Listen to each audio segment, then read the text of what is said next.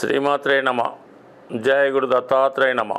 ఈ వీడియోలో మనం 2025 సంవత్సరం ఆగస్టు నెల మాస ఫలితాలు తెలుసుకునే ప్రయత్నం చేద్దాం.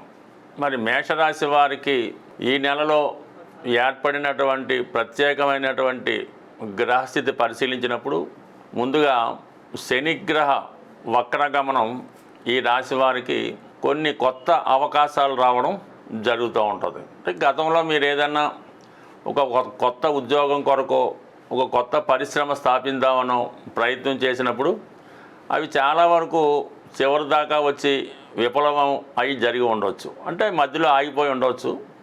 ఇప్పుడు ఇంకొకసారి మీరు మళ్ళా ఆ ప్రయత్నం చేయడం వల్ల ఈ యొక్క ప్రయత్నం నెరవేరే అవకాశం ఉంది. అంటే మనకి శని వక్రగమనం పొందడం వల్ల 11వ స్థానంలో ఉన్నటువంటి ఫలితాన్ని కూడా టెంపరీగా ఇవ్వడం జరుగుతుంది.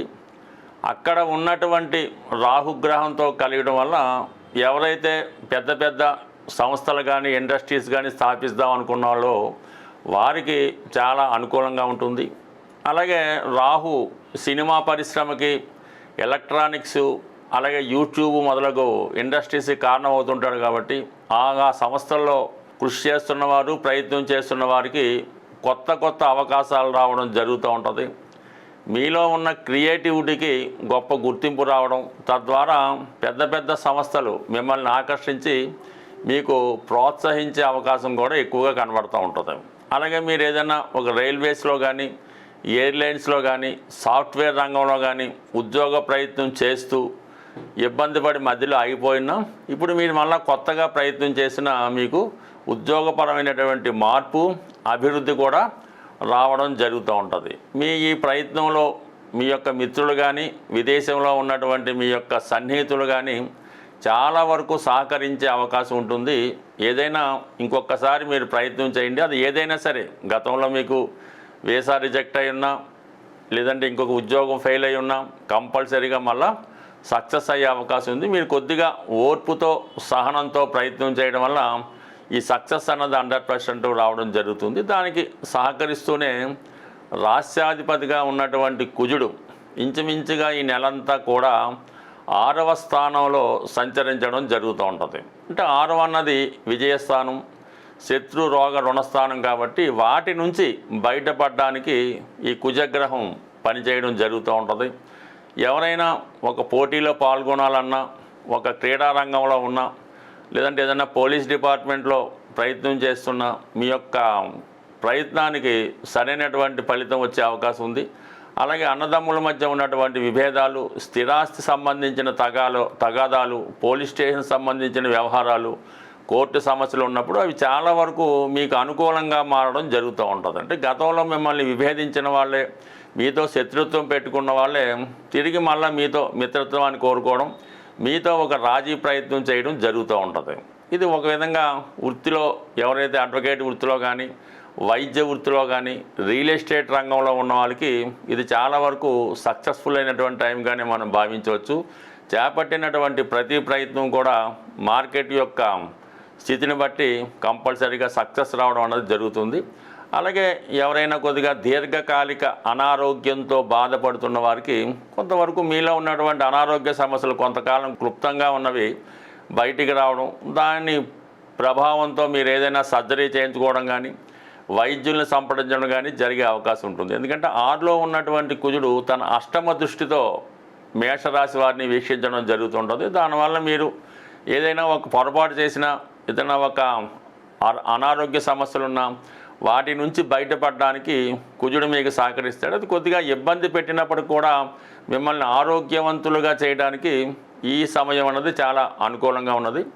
ఇక శుక్రగ్రహ స్థితి గమనించినప్పుడు తృతీయ స్థానంలో ఉన్నటువంటి శుక్రుడు భాగ్యాధిపతితో కలిసి 3వ స్థానంలో సంచరించడం వల్ల అనుకోకుండా ఎక్కువగా ప్రయాణాలు చేయవలసి ఉంటుంది. ముఖ్యంగా మీ జీవిత భాగస్వామికి, భార్య లేదా భర్తకి కొత్త అవకాశాలు రావడం వల్ల, వాళ్ళలో ఉన్నటువంటి టాలెంట్కి తగిన గుర్తింపు రావడం వల్ల వారు కొన్ని రోజుల పాటు వేరే ప్రాంతంలో వర్క్ చేయవలసి రావడం కానీ, లేదంటే ఒక విదేశ ప్రయత్నం చేయడం కానీ, విదేశ ప్రయాణం చేయడం కానీ జరిగే అవకాశం ఉంది.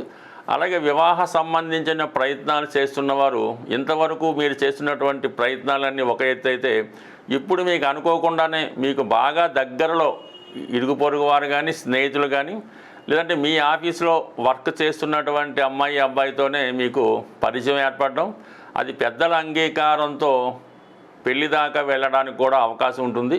సో ఏదైనా స్నేహితులు ప్రేమికులు వివాహితులుగాను మారడానికి ఇది చాలా వరకు మంచి అవకాశం కనబడుతుంది. అలాగే గురువు 3వ స్థానంలో ఉండడం వల్ల మీ యొక్క సలహాలు సూచనలతో ఇతరులు చాలా వరకు అభివృద్ధి చెందడం కూడా జరుగుతూ ఉంటుంది. అయితే మనకి ఈ నెల 16వ తారీఖు వరకు, ఆగస్టు 16వ తారీఖు వరకు కూడా ఈ గురుగ్రహం చాలా వరకు మీకు మంచి ఫలితాలు ఇవ్వడం జరుగుతూ ఉంటుంది.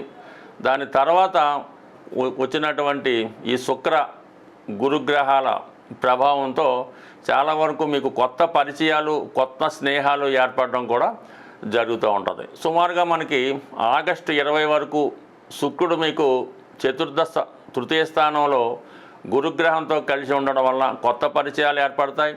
ప్రయాణంలో కానీ లేదంటే మీకు ఒక ఆఫీసులో కానీ పరిచయమైనటువంటి వ్యక్తులు మీకు చాలా వరకు సహకరించి చాలా వరకు మీకు ప్రోత్సహించడం జరుగుతూ ఉంటుంది. ఏప్రిల్ 20 నుంచి అంటే ఆగస్టు 20 నుంచి ఆగస్టు నెలాఖరు వరకు ఈ చతుర్థ స్థానంలో ఈ శుక్ర బుధ గ్రహాల కలయిక వల్ల అంటే ఇంచుమించుగా మీకు ఈ నెల చివరి వారంలో ఏదైనా వాహనం కొనడం కానీ అలాగే ఏదైనా కొత్త వస్త్రాలు కానీ బంగారు ఆభరణాలు కానీ కొనడం జరుగుతూ ఉంటుంది. అలాగే కుటుంబంలో స్త్రీల మధ్య వచ్చినటువంటి విభేదాలు కొంతవరకు చిన్న చిన్న సమస్యలకి కారణం కూడా అయ్యే అవకాశం ఉంది. వ్యక్తిగతంగా మీరు స్త్రీలై ఉంటే మీకు ఈ సమయంలో మీ యొక్క దగ్గర బంధువులతో, ఆత్మీయులతో, ఆత్మ బంధువులతో కొన్ని విరోధాలు, కొన్ని విభేదాలు లాంటివి వచ్చే అవకాశం ఉంది. కాబట్టి చాలా వరకు అంటే మీ యొక్క ఎదుగుదలను, మీ యొక్క ఐశ్వర్యాన్ని, మీ యొక్క గొప్పతనాన్ని చూడలేక ఇతరులు మీ మీద ఈర్ష్యపడి కొన్ని అభాండాలు జల్లించవచ్చు.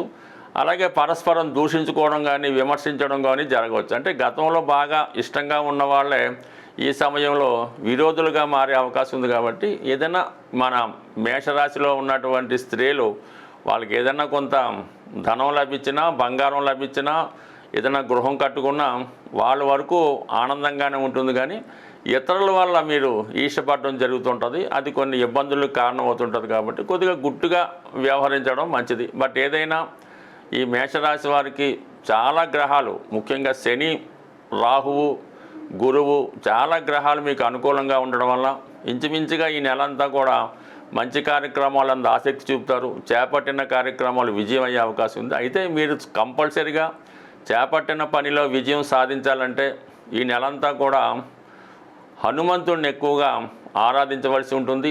అలాగే దుర్గా అమ్మవారిని కూడా ఎక్కువగా ఆరాధించవలసి ఉంటుంది.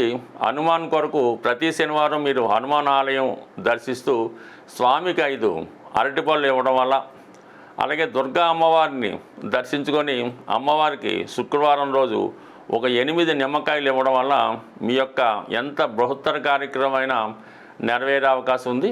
అలాగే మనం ఈ వీడియోలో చెప్పినటువంటి చివరి రెమెడీ చేసుకోవడం వల్ల కూడా ఆర్థిక పరంగా మీకు చాలా ఎదుగుదల ఉండే అవకాశం ఉంటుంది. సాధారణంగా మన జన్మజాతకం బాగుంది, గోచారంలో కూడా గ్రహాలు అనుకూలంగా ఉన్నాయి, అయినా కూడా సరైన ఫలితం రావటం లేదు అంటే మాత్రం మన గృహంలో వాస్తులో కంపల్సరీగా ఏదో ఒక తేడా కానీ ఇబ్బంది కానీ ఉండే అవకాశం ఉంటుంది. అయితే ఇన్నగాలుగా మేము ఇదే ఇంట్లో ఉంటున్నాం, బాగానే ఉంది, ఇప్పుడు ఎందుకు ఇలా ఉందని కొంతమందికి అనుమానం రావచ్చు. ఏదైనా ఒక గృహానికి శంకుస్థాపన జరిగిన తర్వాత చాలా కొన్ని దోషాలు అయితే ఇమీడియట్గా వస్తాయి, నైరుతి లాంటివి ఉంటే. కొన్ని దోషాలు ఏంటంటే 7 సంవత్సరాల తర్వాత లేదా 14 సంవత్సరాలు దాటిన తర్వాత తమ ప్రభావాన్ని చూపడం జరుగుతూ ఉంటుంది. వాటి నుంచి మనం పరిష్కారం పొందాలంటే ఆ గృహంలో నిత్యం దీపారాధన, పుణ్య కార్యక్రమాలు, పూజా కార్యక్రమాలు, వ్రతాలు, నోములు జరుగుతుంటే చాలా వరకు ఆ పవర్ వల్ల ఆ వాస్తు దోషం అణిగి ఉంటుంది. ఏదో కారణం వల్ల మధ్యలో మానేస్తే ఇబ్బందులు కూడా రావచ్చు. అయితే శాశ్వత పరిష్కారం ఏంటంటే మీ యొక్క గృహంలో వాస్తు దోషం ఉన్నా లేకపోయినా దక్షిణామూర్తి ఫోటో వీలైనంత వరకు ఒక పెద్ద సైజులో ఉత్తరం గోడకి అమర్చవలసి ఉంటుంది. అది దక్షిణ వైపు చూస్తూ ఉంటుందన్నమాట.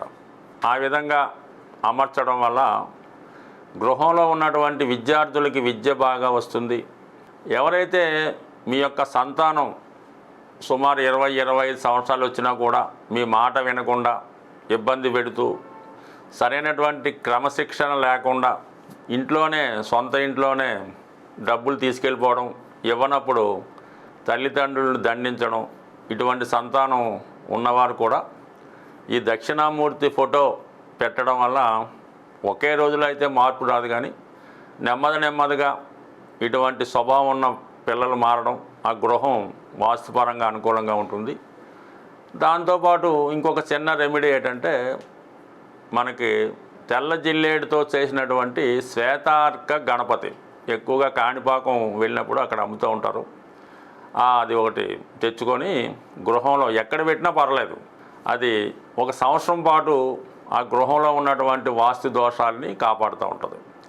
1 సంవత్సరం అయిన తర్వాత మళ్ళీ దాన్ని నిమజ్జనం చేసి కొత్త దాన్ని పెట్టుకోవడం వల్ల కంపల్సరిగా చిన్న వాస్తు దోషాలు సాల్వ్ అవుతాయి. అలాగే తరచూ ఈ మోటార్ సైకిల్ కానీ కార్లు కానీ యాక్సిడెంట్లు అవుతున్నాయి అనుకున్నప్పుడు కూడా వాళ్ళు ఆ కారులో ఈ తెల్ల జిల్లేడుతో చేసినటువంటి విఘ్నేశ్వరుడు యొక్క ప్రతిమని పెట్టుకోవడం వల్ల ఆ సమస్యల నుంచి బయటపడడం జరుగుతూ ఉంటుంది. సహజంగా ఈ తెల్ల జిల్లేడు చెట్టు ఒక 100 సంవత్సరాలు ఆ పైన ఉన్నప్పుడు సహజంగానే వాటి వేర్లు వినాయకుడి రూపంలో ఏర్పడడం జరుగుతుంది. అదృష్టవశాత్తు అది ఎవరికన్నా లభిస్తే అలా మొత్తం ఏ విధంగా కటింగ్ చేయకుండా ఆ రూపాన్ని అలాగే తీసుకొచ్చి మన గృహంలో కానీ లేదంటే దానికి ఒక దేవాలయం కట్టి పూజించుకోవడం వల్ల ఎన్ని తరాల నుంచి వచ్చినటువంటి ఇబ్బందులన్నా తొలుగుతాయి. ఎంత గొప్ప రోగమైన నుంచైనా బయటపడడం జరుగుతూ ఉంటుంది.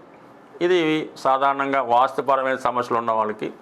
ఇంకా జనరల్ ప్రాస్పరిటీ నిమిత్తం ఒక చిన్న పరిహారం ఎక్కువగా ఇది ఉత్తరాదిలో ఈ ఒరిస్సా ప్రాంతంలో కానీ బీహారు లేదంటే యూపీ ప్రాంతాల్లో ఎక్కువగా వాడుతూ ఉంటారు. ఏదైనా ఒక ప్లాస్టిక్ కవర్లో ఒక యాలక్కాయ 1 కానీ 5 కానీ, అలాగే లవంగాలు ఒక 5, కొద్దిగా కుంకుమ పువ్వు, కొద్దిగా పటిక బెల్లం ముక్కలు ఒక 5, అలాగే కొద్దిగా సింధూరం, ఈ 5 వస్తువులు కూడా 5 సంఖ్య వచ్చేలాగంటే వచ్చే 5 సంఖ్యలో కొన్ని వేసుకొని ఒక కవర్లో పెట్టుకొని అది ఏదైనా ఇష్టదైవం పాదాల వద్ద ఉంచి మీ మనసులో కోరిక చెప్పుకొని మీరు దాన్ని పాకెట్లో పెట్టుకోవడం. అంటే ఎప్పుడూ కాదు, ఎప్పుడన్నా కోర్టు సమస్య ఉంది, ఉద్యోగం ఇంటర్వ్యూ ఉంది, అప్పు కోసం వెళ్తున్నాం, ఇలాంటి సమయంలో ఇది తయారు చేసి మీరు జేబులో పెట్టుకొని ఆ పని మీద వెళ్ళండి. కంపల్సరీగా ఆ పని పూర్తవుతుంది. పూర్తయిన తర్వాత దాన్ని ఏదన్నా హోమంలో కానీ అగ్నిలో కానీ లేదంటే పారే నదిలో కానీ పారవేయడం వల్ల ఈ సక్సెస్ రావడం ఎక్కువగా జరుగుతూ ఉంటుంది. తరచూ సింధూరం బొట్టు పెట్టుకున్నా కూడా ఎటువంటి ఫలితం అన్నా రావడం జరుగుతూ ఉంటుంది. ఇలాగ అనేక పరమైనటువంటి సమస్యలకి చిన్న తాంత్రిక పరిహారాలు కూడా ఉండడం జరుగుతూ ఉంటుంది. అలాగే మానసిక అశాంతితో మీ యొక్క పిల్లలు ఎవరైనా ఇబ్బంది పడుతుంటే, లవ్ ఫెయిల్యూర్స్ ఉన్నవాళ్ళు మానసిక అశాంతితో ఉంటే వాళ్ళు తలకడ కింద ఒక ఉల్లిపాయ అంటే వెల్లుల్లిపాయ పెట్టడం వల్ల కంపల్సరిగా వాళ్ళ తల కింద ఒక తెల్ల ఉల్లిపాయ అంటే మనకి వెల్లుల్లిపాయ పెట్టడం వల్ల ఇలాంటి మానసిక రోగులుగా ఉన్నవాళ్ళు నెమ్మదిగా దాని నుంచి బయటపడడం జరుగుతూ ఉంటుంది. సో ఏదైనా ఒక దీర్ఘకాలిక వ్యాధి అయినా ఏదైనా మామూలుగా వైద్యం చేసుకుంటూ కొన్ని చిన్న రెమెడీస్ చేసుకోవడం వల్ల వాటి తగ్గుతాయి. ఎక్కువగా మీకు ధనం నిలవ ఉండాలి, ఐశ్వర్యవంతులు కావాలంటే ఒక అద్భుతమైన రెమెడీ ఏంటంటే శివాలయంలో మారేడు దళాలతో పూజ చేస్తూ ఉంటారు. అటువంటి మారేడు దళం ఒకటి తీసుకొని మీ పర్సులో పెట్టుకోండి. అది ఎంత ఐశ్వర్యాన్ని ఇస్తుందో మీరే ఆశ్చర్యపోతారు. స్వస్తి.